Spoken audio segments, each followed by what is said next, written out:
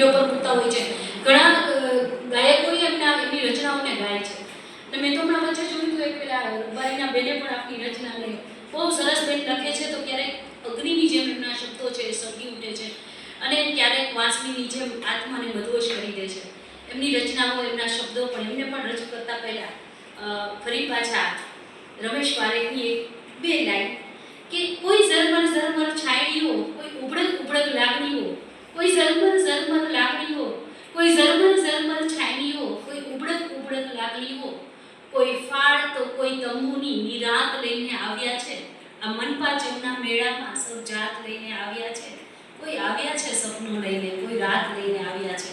હવે મારે પરિચય કરાવો છે આપણે જસુબેન બકરાણીયા. વડીલ છે, બેનશ્રી છે એ ખૂબ સારી ગઝલો, મુક્તકો, ગીતની રચનાઓ કરી રહ્યા છે.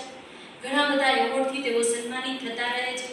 કાવ્ય સર્જનના શોખની વાત કરીએ તો 1990થી બેનને આ જૂનાગઢથી એમની આ શબ્દ યાત્રાની શરૂઆત થઈ, સર્જનની શરૂઆત થઈ અને પછી રાજકોટ સ્થાયી થયા બાદ એમને એમની રચનાઓ છે, એમને સાહિત્ય સંસ્થાઓ સાથે ઘણા બધા સાથે જોડાઈને એમની રચનાઓનું સર્જન કરતા રહે છે, સર્જનને એ અભિવ્યક્ત કરતા રહે છે. બેન મુક્તક લખે છે, ગઝલ લખે છે, ગીત, કાવ્ય, વાર્તા વગેરે વિષયોની અંદર નિજાનંદ માળખાતર સર્જન કરતા રહે છે.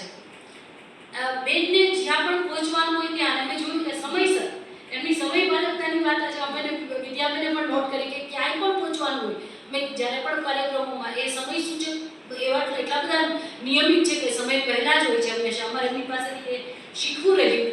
અખબારોની અંદર સમાચાર પત્રોની વાત કરીએ તો દૈનિક પત્રોમાં એમની કવિતાઓ છપાતી રહે છે, ફૂલછાપ છે, તેમજ ગાંધીનગર સમાચાર, લોકમિલાપ વગેરે અખબારોમાં ખૂબ બધી એમની સર્જન યાત્રા છે. એમની અંદર એમને જે સાહિત્ય કૃતિઓ છે એ સર્જન સંગ્રહમાં પેલું સ્થાન પામતું રહે છે.